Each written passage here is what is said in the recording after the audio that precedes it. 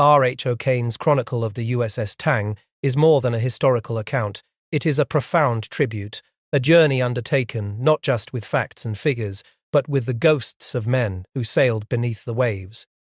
It is a story framed by what O'Kane called the inverse moral of war. That exceptional performance, unparalleled success against a ruthless enemy can often lead to the harshest, most devastating consequences. He writes with the fervent hope that the relatives of the lost reading these pages might feel that they, in spirit, patrolled with us, connecting with the sacrifice and bravery of those who never returned. It is a narrative born from a deep personal connection, forged in the crucible of escalating Japanese expansion, that defined O'Kane's 9 years in combatant ships, experiences that laid the groundwork for his eventual command. His path to the bridge of a submarine was a deliberate one, a pivotal career shift in 1938 that saw him exchange the open decks of surface ships for the demanding claustrophobic world of the U.S. Naval Submarine School. There, he earned his twin dolphins the badge of a qualified submariner. This preparation culminated in a unique mentorship aboard the USS Wahoo under the legendary Mush Morton. It was a rigorous apprenticeship, honing O'Kane's instincts for offensive submarine tactics. A period of intense learning that qualified him for command, though he left the Wahoo with a bit of a lump in my throat. Then came the USS Tang, designated SS-306, a vessel launched with a symbolic burst of champagne and a deep, streamlined hull that entered the water with little more than a ripple. Her formal commissioning marked her entry into the U.S. Navy, a solemn event underscored by Secretary of the Navy Frank Knox's stark directive. The Tang was to be an effective fighting unit from day one, ready for immediate combat readiness against able and ruthless enemies. The Port de Belfield Quay, subsequent 6-week shakedown period, was a relentless proving ground. It was during these initial underway trials and deep dives, pushing the Tang's hull far beyond its stipulated limits to an astonishing 612 feet, that the crew's confidence soared. The submarine, defying the myth of new ship issues, performed as if she'd been at sea a year, her superior hull integrity a testament to American engineering and a promise of evasion capabilities against enemy depth charges. Innovative training methods, including a supersound device fashioned from a shaving brush and a microphone, accelerated traditional officer training, preparing the crew for the complex realities of submarine warfare. The Tang was not just new, she was advanced. Critical technological upgrades, like her low cavitating propellers, promised quieter operations, while the crew's growing understanding of thermal layers offered new dimensions for evasion.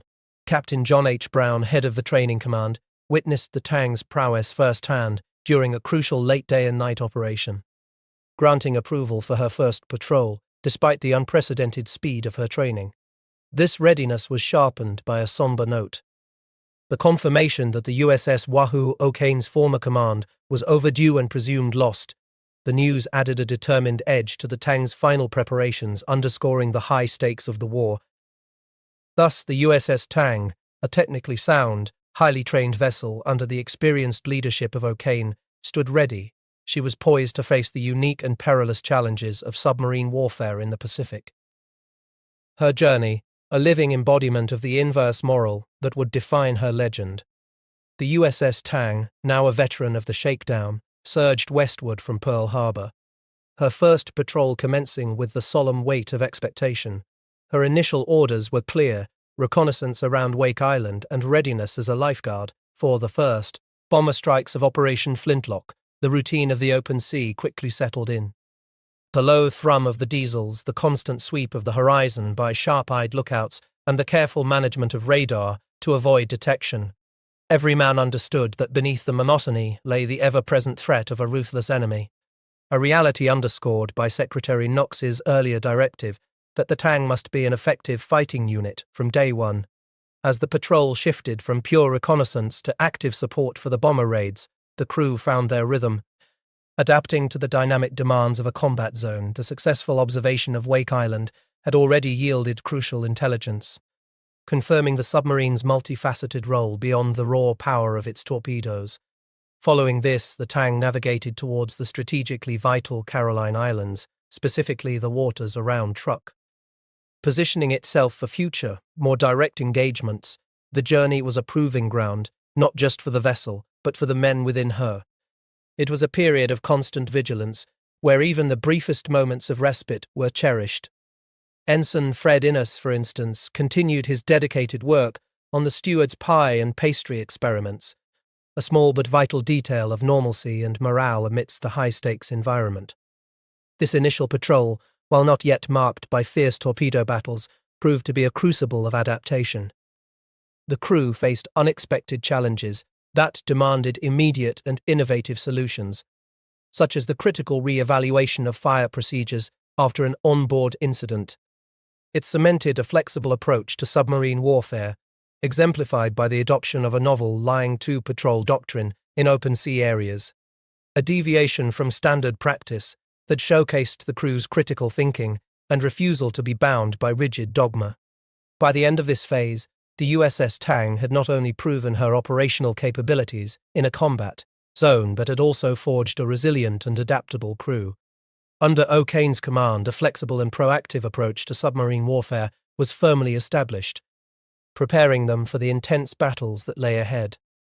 The quiet hum of the boat, the shared coffee on watch, and the meticulous attention to detail had all contributed to a growing confidence. Confirming that the Tang was more than just a vessel, she was a finely tuned instrument of war, ready for whatever the Pacific might throw her way. The hum of the Tang's machinery, usually a comforting thrum, now vibrated with a different kind of tension. Ultra-intelligence, once a beacon of certainty, had set the submarine on a new, high-stakes course, a wolf pack assignment to intercept a formidable Japanese convoy. The crew, already veterans of a demanding shakedown and a watchful first patrol, felt the familiar surge of anticipation. The desire for combat pins, the small silver insignia that marked a successful torpedo attack, was a powerful undercurrent, a psychological driver that propelled men through the long hours of vigilance, a testament to the competitive spirit that often defined naval combat. But the Pacific was a capricious foe, and intelligence, however precise, could never account for every variable. An early sighting of the convoy, quickly followed by the sudden appearance of a Japanese Zeke aircraft, forced an immediate deep dive, throwing the meticulously planned approach into disarray. The convoy's course shifted, and the Tang, now navigating a fluid tactical landscape, had to adapt on the fly. Then came the chilling discovery: an unknown, radar-equipped destroyer closing fast on their wake. This was a critical turning point, a stark revelation of evolving enemy capabilities that immediately challenged the notion that ultra-intelligence alone guaranteed success. The game had changed. The Tang was forced to dive once more, deeper this time, finding refuge in the ocean's thermal layers, a silent, cold sanctuary that bent enemy sonar waves, rendering them deaf to the submarine's stealthy retreat. With the immediate threat evaded, the Tang had an opening, and the Wolfpack's first objective was met. A freighter, isolated from the main body, was swiftly dispatched, its demise validating the crew's relentless efforts and the strategic effectiveness of their coordinated attack. Yet the echoes of that first successful torpedo run were overshadowed by the unsettling knowledge of the enemy's radar. This wasn't merely a technological upgrade for the Japanese, it was a fundamental shift in the cat-and-mouse game of submarine warfare. It demanded a constant reassessment of tactics and intelligence assumptions, pushing the Tang and her crew into an even more dangerous realm of adaptation and improvisation. To maintain their tactical advantage and keep pace with the elusive enemy, the crew consistently pushed the Tang systems beyond their normal operational limits.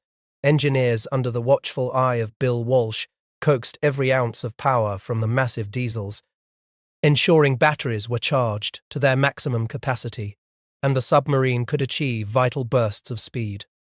This unwavering dedication, this willingness to exceed the expected, was a testament to their individual initiative and collective resolve in the face of an ever-evolving, increasingly dangerous foe.